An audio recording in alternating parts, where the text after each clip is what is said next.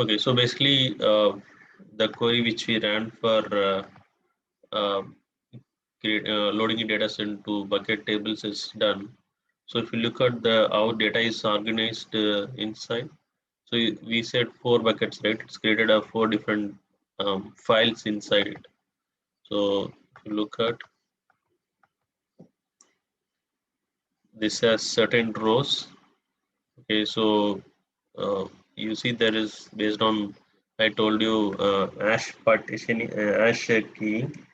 Um, Using hashing, it has really splitted your records into 4 different parts.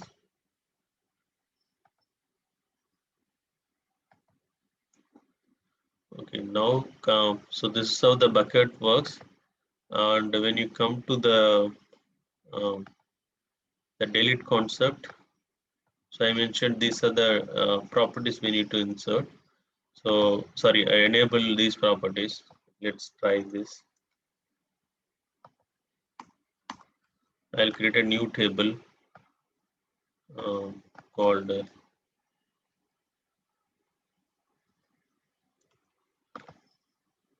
type demo table, and it has only 3 columns: ID, name, and location.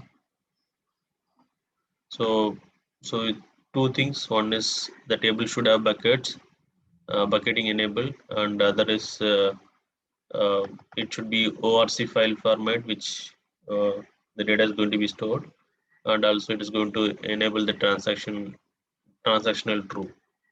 Now coming back to, okay, I'll just insert these 3 records.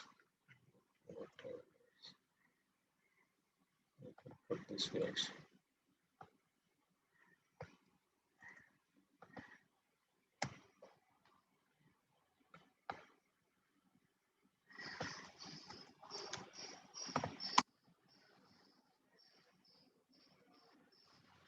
Do you have any question till now what we covered?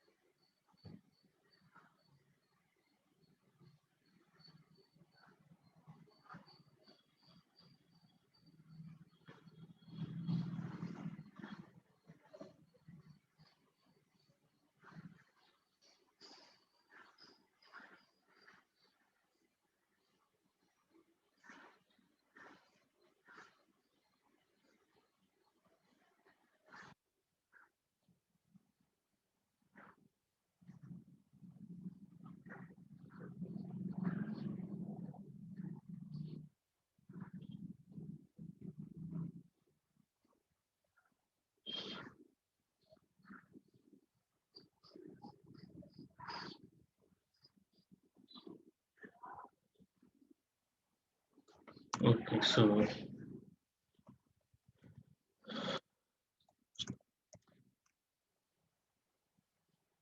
and just select this side demo table and show. So this has 3 rows, right? So if we want to delete table and just say what is the column size ID. So ID equal to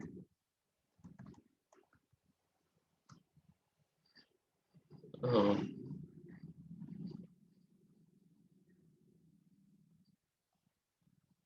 I use the same one. Okay, so I just use um,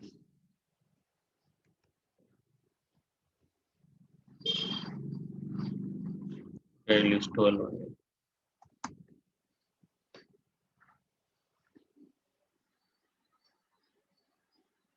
I duplicated that record.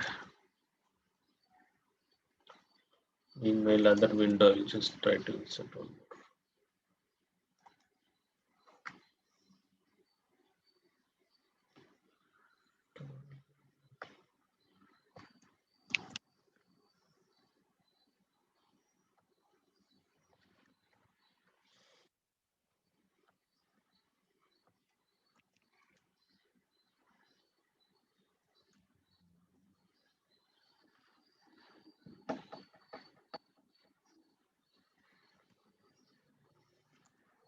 So we see the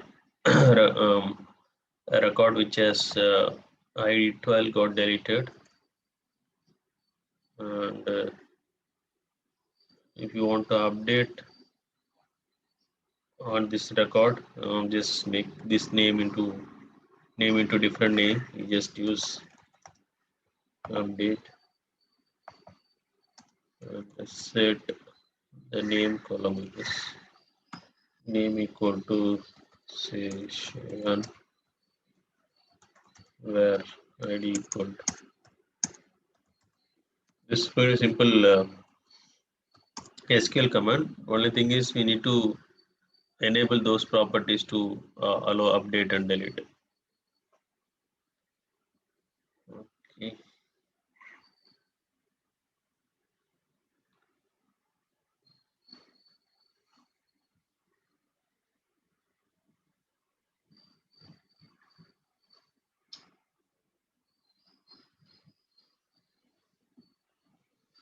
Pari, I have a general question. Yeah, tell me.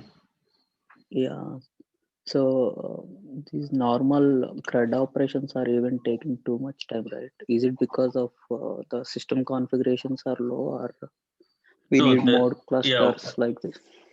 yeah. One is anyway the system configuration, but still there even if it is work on cluster, why it is taking time? Basically, it has to convert your query into MapReduce job, right? And it has to launch a job. To launch a job itself, it will take uh, at least 10 to 15 seconds minimum. So We say to process big data effectively, we are using all these, right? But yeah, but normal SQL queries, just delete operations, all just these are also taking too much time. yeah, Then so yeah, actually this is all meant for different purpose. Not for that's what they say. See, your big data systems are not.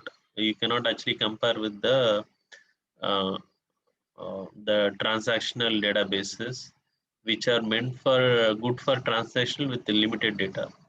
But big data are these are like Hive or other component which are meant for batch queries. It's not meant for transactional. Just to give you support, it they're supporting, but it's meant for batch queries. So so just to run a queries to on terabytes of data, this table is basically all this components are introduced. It's not meant for transactional. So there will be a latency for even for small queries. That is due to the way MapReduce programming model is designed. As you see, right, so there is internally there's a lot of steps. So from there will be a mapper step, there will be a shuffle and sort, there will be a reducer shift, right? So each step, so this is single node cluster, right?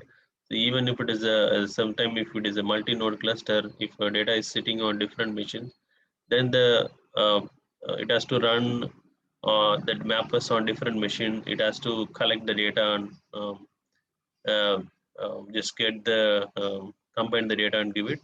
It will take time. So all the small queries and transactionals, there will be a delay when you compare with the RDBMS system.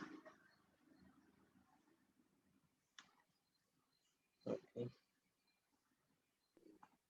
You got my Yeah, okay, Parag. Yeah. okay. So what exactly batch query means? Batch query means there is a basically it's more used on data warehousing, right? So you pull data from various sources. Say example, you run a retail company. Okay, so your say I run a retail company in India. So there is a lot of transaction happening on various stores across India, right? So tomorrow I want to see the sales happened across India, right? So what I need to do, the data will be sometime the data will be sitting on different databases. Okay, the different zone data, region data will be in different database servers, not only in the same servers, different DB. It will be in different database server. Sometime if it is across globe, it will be in different data centers. So you have to bring all the data into a single place. So bringing data on top of that, running queries in night to generate tomorrow's reports. So these are called batch queries. Okay. So basically the very complex queries which take more time and it does a lot of calculations. So that generally takes batch queries. That generally considers batch queries. Okay. Okay, so this is how we can do update and delete in Hive. So with this, what I'll do is I'll just will wrap up Hive component. Okay, there is one things pending in Hive, which is Hive optimization, which will cover when we go with the Spark, because Spark also will be using some of the Hive queries. There I will talk about Hive optimization. Okay, so the next component which I'm going to discuss is uh, Apache Scoop. I hope you would have heard about components called Scoop.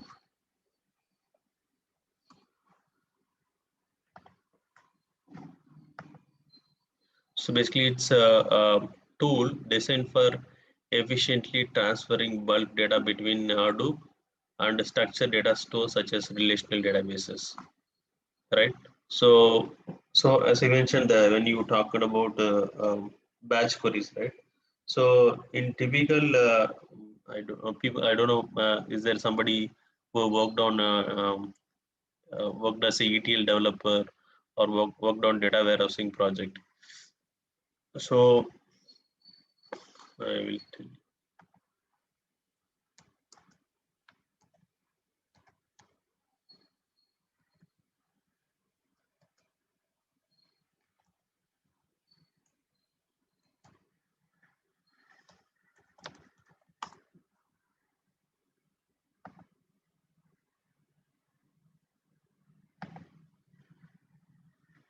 Okay, so this is one of the simple architecture. Okay, so there are a lot of things will be there, but I'm just showing a simple. So there will be operational databases. When I say operational database, I told you know you might have n number of stores into different regions or different state or cities. Those they maintain the data in different databases, different database servers.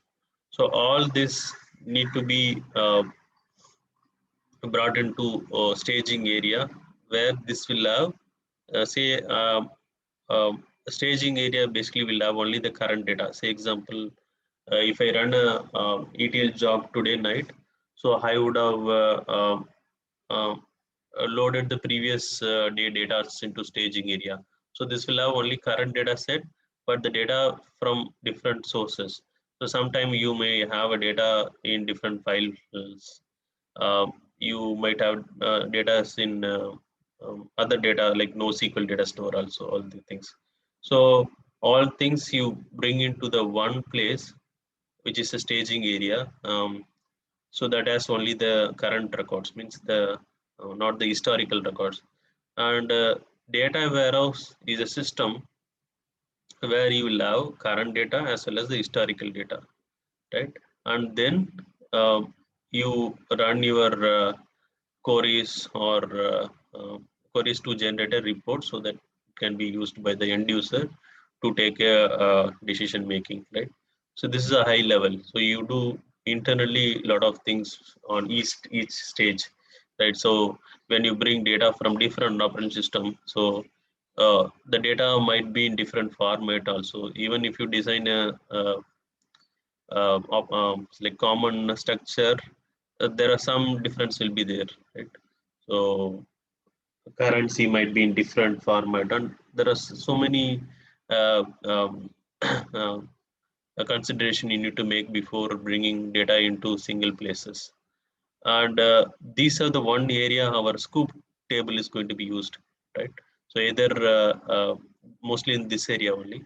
So if your data is in different operational databases like RDBMS, if you want to move into the staging area, say example, either staging area or directly into the data warehouse in terms of Hadoop. So not in I'm talking about, this will be in RDBMS and this will be Hadoop, like either it is into HDFS or Hive tables.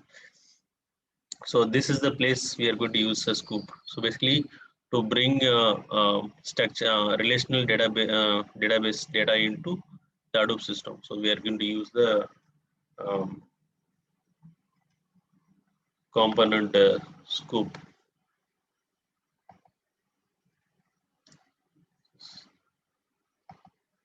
Okay. Um, if you look at the scoop architecture,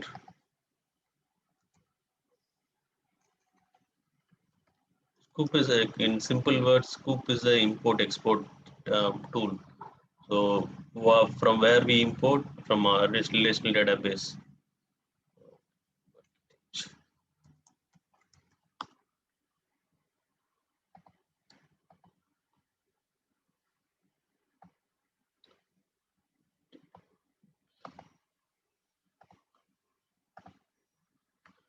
So basically, what we do is, so if your table is, I have a database, okay, called orders, which is going to store, if I have a retail system, which stores all my data into this orders database.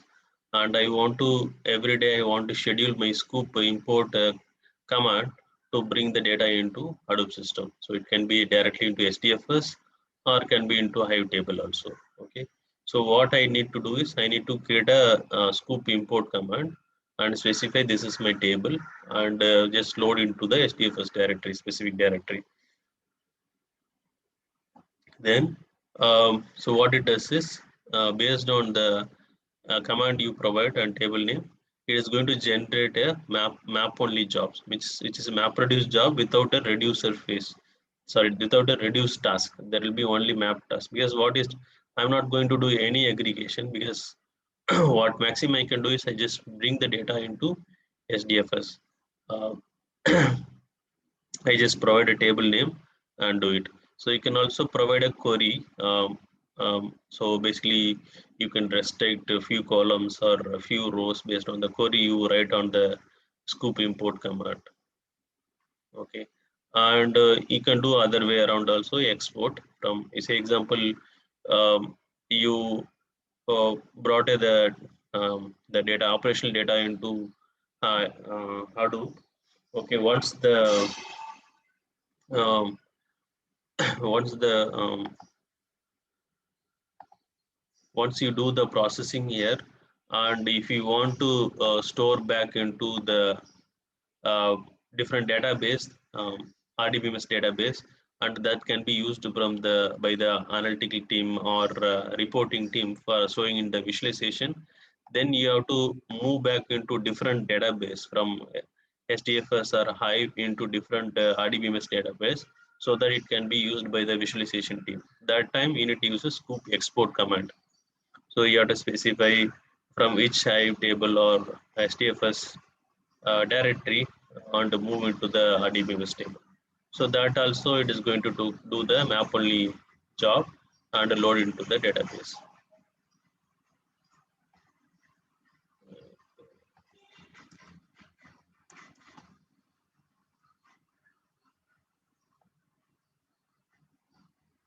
Yeah, this one. Do you have any question? So basically, it's a very simple command, simple component. Scoop is one of the simple component to learn, and it is going to be used wherever you want to bring your data from RDBMS. So this component is people are using it, and it will be used. And there's a, like some people are having a doing the like they're trying to use PySpark or the Spark as a replacement for data ingestion, but still people use Scoop. So this is for only the data ingestion. When I say data ingestion, just bringing the source RDBMS data into the Hadoop system before processing it.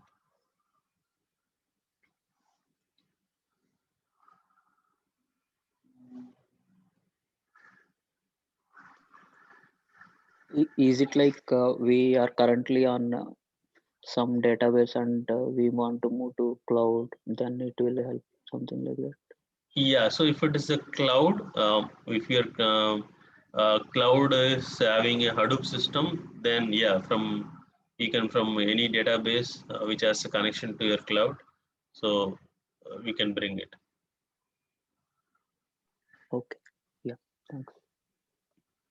Yeah, so just see one thing you should understand uh, before you getting into the interview, right? So all these are the some of the key, at least terminology and a few concepts you should know. So basically, what is ETL and what is the ETL process, and what is data warehousing, and what is fact table, what is dimension table, what is the there is some more things. What is that? Um, there is a model star. Star. What is this? Snowflake schema, star schema. These are all star schema. Do you have some list of entry questions like that? Not. I don't have any specific set. Okay, okay, no Yeah. problem. So schema, data warehouse. I think data warehouse table schema something. Modeling, the data warehousing modeling. So I just at least terminologies and at least what each meant for. Uh, um, so data warehouse, because why when this is useful, if your the project requirement is uh, more of building a data warehouse or data lake. The data lake is a terminology for advanced terminology for your data warehouse. That's it almost. So it has additional like concepts, but you can then think people try to ask you what is data lake. So data lake is almost similar as data warehouse. So bringing uh, data from different sources into centralized place. Mostly the data lakes are Hadoop based Hadoop or big data based systems. I will not say only Hadoop. So basically, in data lake, you use most of the big data components. So Spark, Hadoop, um, uh, different NoSQLs, all things. Okay, all right. So we'll get into this scoop import and export.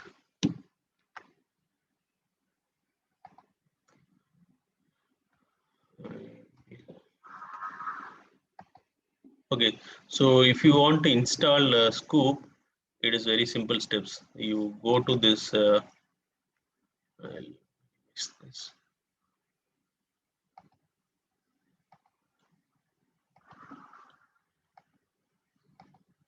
you go to this website, scoop.apache.org, and here download,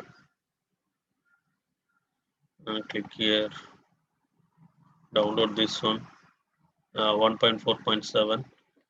okay, and then you place it wherever you want. I'm just maintaining all my softwares into software folders, and then extract the component, then set the home directory. That's it, we are done. So you will be able to access your scoop commands. So check your scoop version.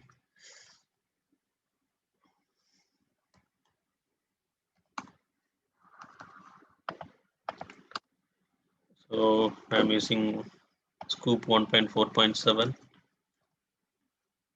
So basically this is very simple installation, and just to download the binary and then the compressed file and extract it, and then you can start using.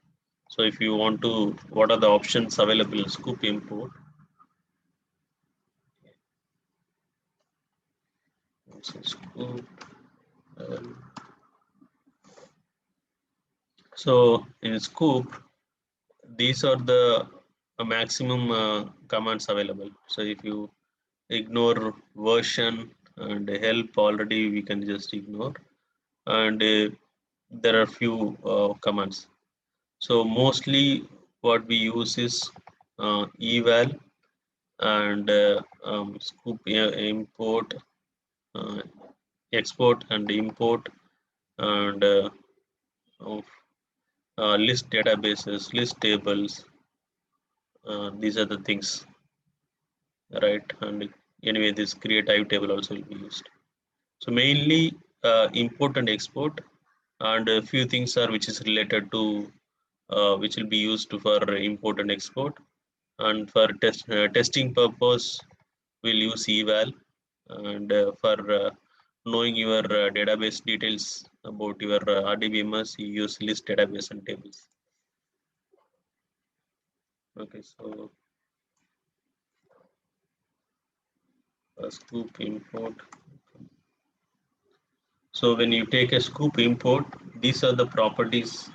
There are a lot of properties which you can. So scoop import is a one command which will have different properties. Okay. So we can go through the. I will have documentation here.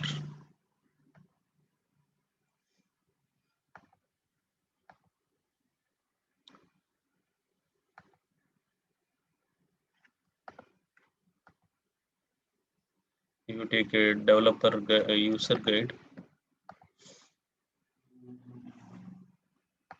this is one of the best place to just try your commands. So it will have all this information. Okay, let's try a simple example, and then we'll see the remaining things tomorrow. But I'll just show you a few things. So example, I'm going to use for just trying a sample. I'm going to use RDBMS system MySQL. So you can, if you have like SQL Server or Oracle, uh, we can use. There is no problem with that. As I mentioned, the concept is same. You are going to load the data from any RDBMS database tables data into the Hadoop system, right? So it can be of um, MySQL Oracle. So how it is going to do? It is going to use the JDBC connectivity.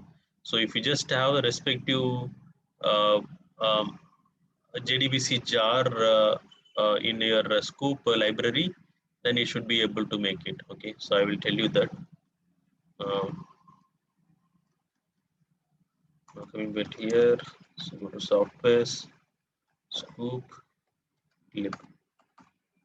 So you see here in a Scoop lib folder, I placed here MySQL MySQL hyphen connector hyphen Java hyphen. So this is for this is the any almost all the RDBMS databases will provide you the JDBC connector for making a connection to this database using a JDBC connection. So you can get the respective JDBC jar for your RDBMS system and place it on Scoop lib folder so that you can actually make a connection to that and use the Scoop import or export command. So I think I showed you this order table. Okay, so it has 7 rows, right? So we'll just load this data into HDFS directory. So how do you do that? Okay, I'll come here.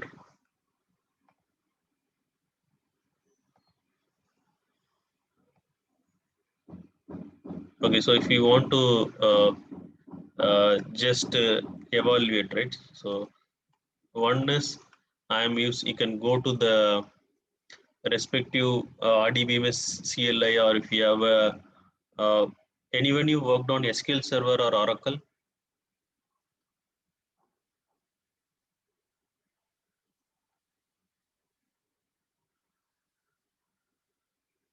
Did anyone worked on SQL Server or Oracle?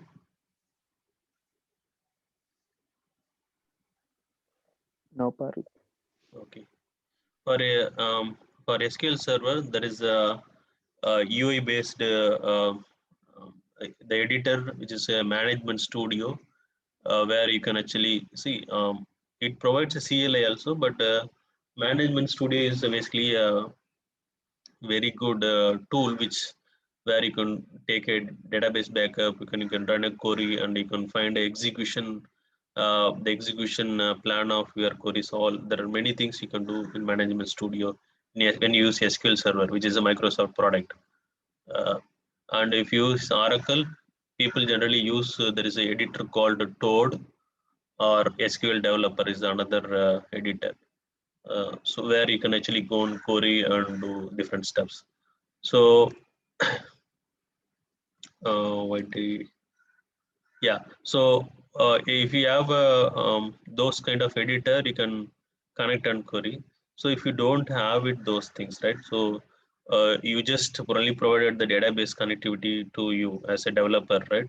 You may not have all the access to the database systems. So what you can do is, that's where this eval command will be used.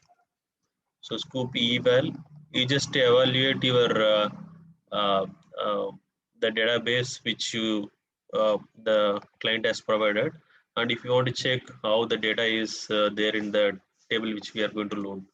So I'll just say scoop eval. I have to provide the connect property and specify the JDBC URL. So if you are used how to connect databases using JDBC connectivity is fine. If you are new to this, so this is generally the JDBC URL you need to provide if you want to connect to the MySQL. So JDBC colon MySQL colon your database server IP address. If you by default the port number is 3306 um, 3306. This differs for every data means different database servers, and your database name, and you have to provide the username and password, and you can pass a query. So what it is going to do when you run this, it has to get a 3 rows from your table.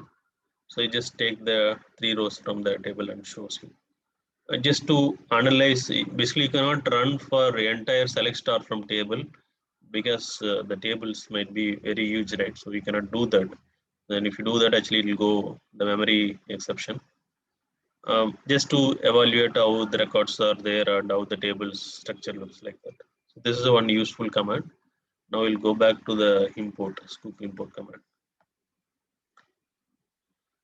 Okay, so scoop import, so test db,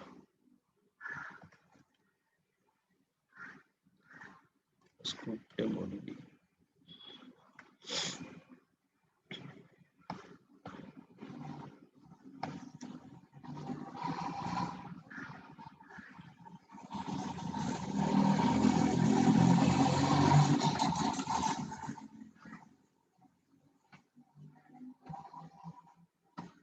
Okay, I will load all this data into in HDFS data scoop order detail. I'll just put 10,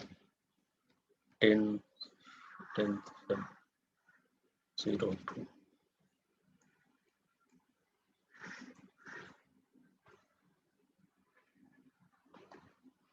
Right. I'll run this.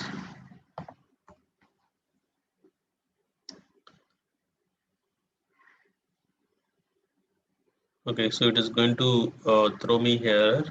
Basically, this order table does not have primary key. So either I have to specify split by one specific column, or I need to use a -m. Okay, this m is nothing but how many map tasks you want to run, right? So basically, so there you can actually by default 4 map tasks it will run. Okay, so because I did not have any primary keys, it is asking me to run one map task so that it will bring the data. So for now, I'll just put -m. I think the table is already.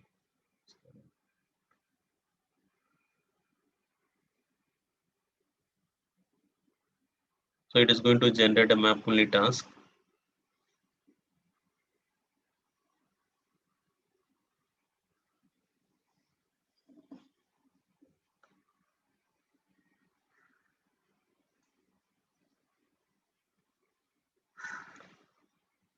The import is done. So let me show you that.